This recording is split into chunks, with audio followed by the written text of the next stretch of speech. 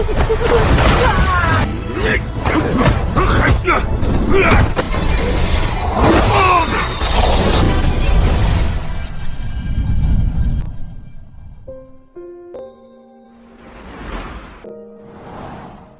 去。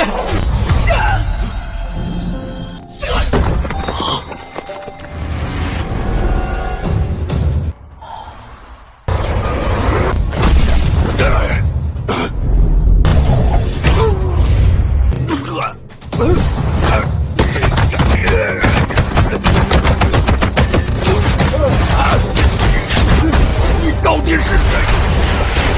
请问你这号人？瞧瞧他！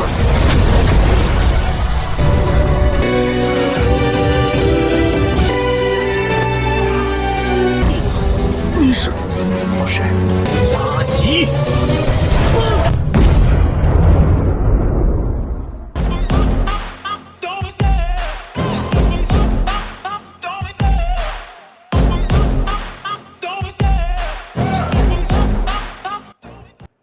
Hai kaum rebahaners, pelajares ya pokoknya semua yang ngeres-ngeres.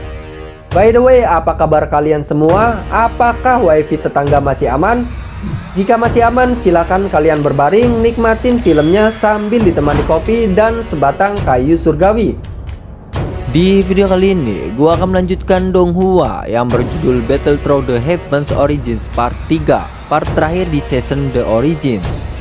Oke, tanpa banyak bacot, kita langsung saja masuk ke isi ceritanya.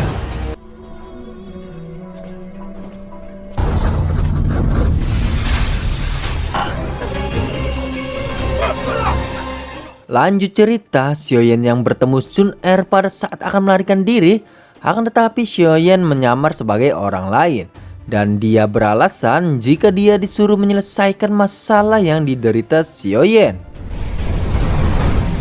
可我想知道，小丫头，我知道你现在很强，却还差了点。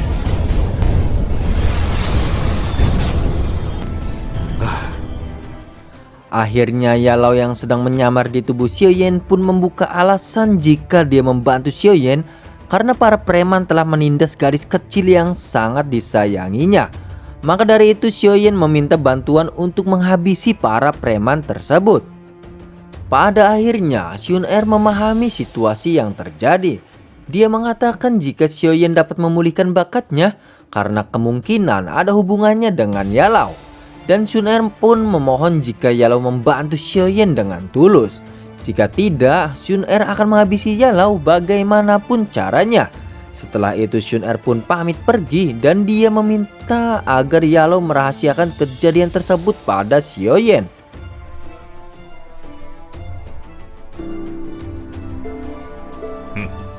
Lanjut cerita, Yalao keluar dari tubuh Xiaoyan. Yalao pun meminta pada saat permasalahan di kota Wutan telah selesai, Xiaoyan harus ikut dengannya untuk berlatih. Karena di tempat tersebut dipenuhi rasa cinta yang hanya akan menghalangi untuk menjadi lebih kuat. Dan Xiaoyan pun sangat berterima kasih karena Yalao telah membantunya, lalu menyusahkan Yalao dalam memberikan pil pengumpul doji. Scene berpindah di kediaman Jiali. Terlihat Patriark dan Tuan Li sedang di TKP, dan Patriark pun bingung karena Tuan Liu dibunuh oleh seseorang yang dia tidak ketahui. Dan Tuan Li menyangka jika itu perbuatan keluarga Xiao, akan tetapi menurut sang ayah jika Tuan Liu bukan dibunuh oleh Xiaozan, karena Xiaozan hanya Do Grandmaster bintang 6. Setelah itu sang ayah menyuruhnya pergi ke Aobapa untuk mempersiapkan pasukan dan menyerang keluarga Xiao. Scene berpindah di mana Xiaoyan yang akan meningkatkan dojinya, dan Yalao menginginkan Xiaoyan untuk fokus karena itu kedua kalinya dia dipromosikan menjadi do praktisioner. Jika kali ini gagal, kelak akan sulit untuk dipromosikan kembali. Meski doji belum berkembang dalam 3 tahun terakhir, akan tetapi fondasi Xiaoyan akan menjadi sangat kokoh. 那我开始了。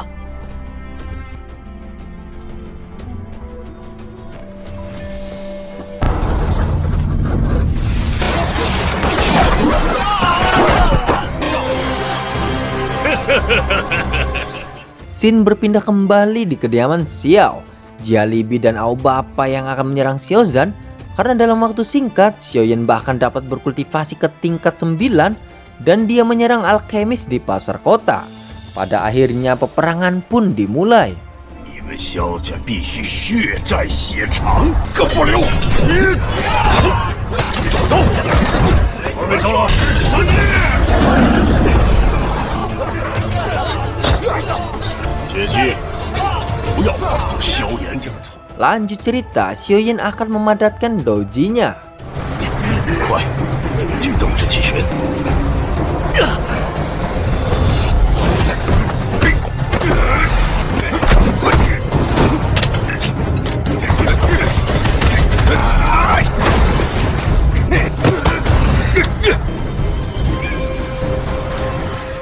Dia tidak membutuhkan waktu lama dan akan berhasil dipromosikan menjadi Do Practitioner. Akan tetapi tiba-tiba Xiaoyan diserang oleh Tuan Li. 小心！ Ternyata Tuan Li sudah mencari Xiaoyan ke setiap penjuru dan dia menemukannya di sebuah bukit. Lalu dia pun memprovokasi Xiaoyan karena keluarga Xiaoyan sedang dihancurkan oleh keluarganya dan Xiaoyan sedang bertarung dengan ayahnya. Dan dengan kekuatan sang ayah yang berada di puncak Do Grandmaster, pasti bisa mengalahkan ayah Xiaoyan. Lalu Xiaoyan pun meminta kekuatan dari Yalao, akan tetapi Yalao tidak menyetujuinya karena Xiaoyan dalam momen krusial memadatkan dojinya. Dan jika melewatkan kesempatan tersebut, maka akan sulit untuk dipromosikan. Maka dari itu Xiaoyan tidak boleh bertindak menuruti emosinya. Jika dia ingin berurusan dengan puncak Do Grandmaster, satu-satunya cara dia harus menjadi Do Practitioner dan akan bisa menampung lebih banyak energi dari Yalao. Dan Xiaoyan yang mendengar ocehan Yalao pun marah karena dia hanya menyelamatkan sang ayah. Xiaoyan tidak peduli tentang dojinya. Terlihat Xiaoyan keras kepala dan akan menuju ke kediaman Xiao. Akan tetapi Yalao menceritakan masa lalunya soal dikhianati oleh orang yang dia anggap sebagai anaknya sendiri. Karena pada saat menghadapi kenyataan, pada akhirnya dia akan ditinggalkan. Xiaoyan yang kesal pun menaruh cincin milik Yalao dan akan menghadapi keluarga Jie.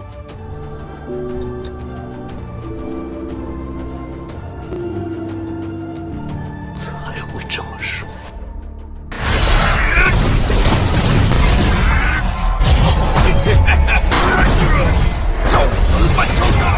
住手！父亲， Lanjut cerita, Xiaoyan telah menangkap Tuan Li dan akan dijadikan tameng untuk menghentikan Patriark Jia. Lalu menurutnya, jika kota Wutan adalah tempat yang sangat kecil dan hanya ada 3 keluarga utama, bahkan jika dia masih bisa bersabar, akan tetapi sekarang kesempatan untuk mengambil alih keluarga Xiao. 即使我等有心独大，老二早已经输了。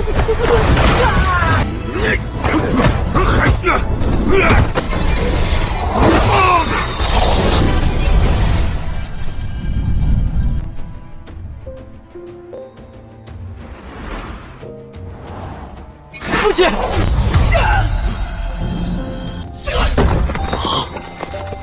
呀！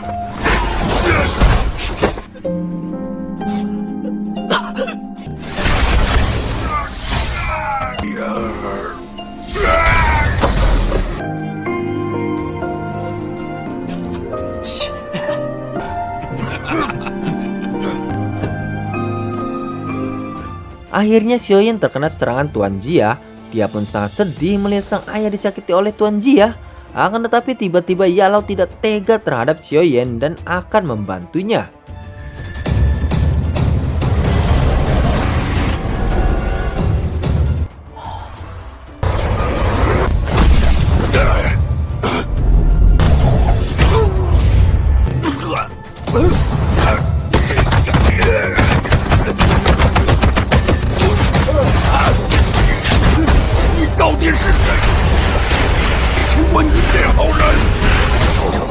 Pada saat di tengah pertempuran, tubuh Xiaoyan tidak kuat menahan kekuatan jiwa Yalao dan Yalao pun menyuruh Xiaoyan untuk cepat memadatkan dojinya. Dia akan melindungi Xiaoyan dari serangan Patriark Jia.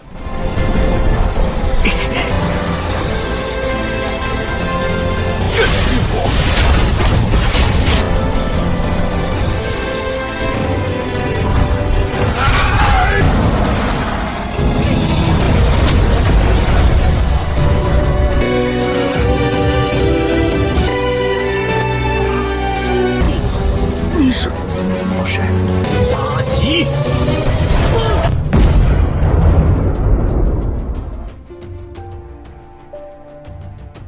Pada akhirnya keluarga Jiali pun telah dihancurkan dan Patriark Xiao pun terbangun dari pingsannya. Setelah itu Xiaoyan memberitahu sang ayah jika dia mempunyai seorang guru yang hebat.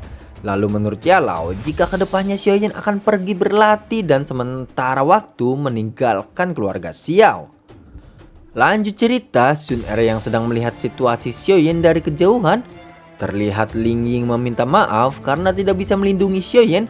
Karena klan Gu tidak diizinkan untuk ikut campur dalam urusan keluarga Xiao.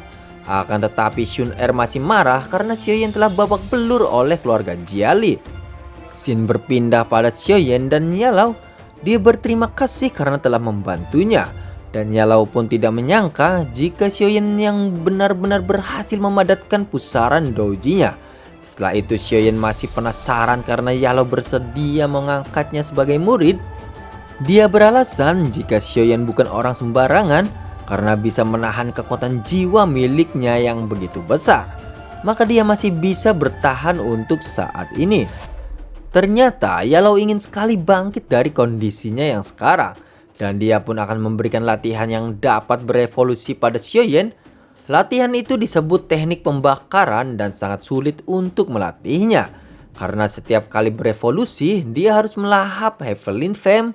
Selain itu, setelah teknik pembakaran berhasil berevolusi, maka dapat menggunakan berbagai jenis Heavenly Flame untuk memurnikan tubuh yang dapat menyerap jiwa. Jika benar-benar berhasil melatihnya, takutnya takkan banyak yang bisa melawan kekuatan tersebut di seluruh benua Douji. Karena benua Douji menghormati kekuatan, dan dengan kekuatan datanglah martabat. Itulah alasan mengapa Nalanyaran membatalkan kontrak pernikahan karena latar belakang dan kekuatannya lebih kuat dari Xiaoyan. Akan tetapi, kekuatan di belakang Sun Er bahkan lebih menakutkan daripada sekte Mystic Lord. Bahkan jika Xiaoyan sangat berbakat dalam kultivasinya, mereka juga tak akan menganggap Xiaoyan terlalu serius. Bisa dikatakan selama Xiaoyan berhasil melatih teknik pembakaran, maka evolusi kekuatannya akan meningkat. Dan Yalao sangat berharap jika Xiaoyan dapat melatih teknik pembakaran tersebut. Yalao sangat sedih karena telah bertahan dalam cincin hitam selama bertahun-tahun. Hanya berharap suatu hari nanti dapat bertemu seseorang dengan kekuatan jiwa yang cocok untuk berlatih teknik pembakaran. Setelah itu Yalao memberikan pilihan pada Xiaoyan. Dan akhirnya Xiaoyan memutuskan akan mengambil gulungan hitam dan melatih teknik pembakaran. 就当是一个老头子的心里话吧。红色卷轴，黑色卷轴，你自己选择吧。我并不会因此而怪罪些什么。我虽然有些怕死，纳兰嫣然那种耻辱。再说，万一实在不行，倒是。 1 bulan kemudian, terlihat Xiaoyan yang sedang berbincang-bincang dengan Sun Er. Dan Sun Er menginginkan Xiaoyan berlatih di Akademi Jianan untuk bisa mengalahkan Nalanyaran. Karena perjanjian 3 tahun Nalanyaran sudah dekat. 萧炎哥哥，薰儿也有办法让你打败纳兰嫣然的。等事情完成后，等我。 Setelah itu datanglah Xiaozan menanyakan persiapan Xiaoyan. Dan Xiaoyan pun sudah mempersiapkan semuanya, baik fisik, mental maupun cuan. Lalu sang ayah menyuruh Xiaoyan pergi ke kota Gurun Batu karena di situ terdapat kedua kakaknya. Dan pada akhirnya Xiaoyan pun pamit untuk pergi. 有些事躲不过的。你们都保重，告辞。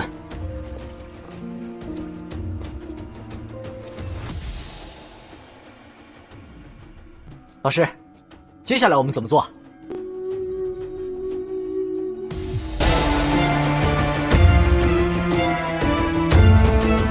Dan cerita pun bersambung pada teman-teman. Jangan lewatkan akan ada cerita selanjutnya. Terima kasih, see you and bye-bye.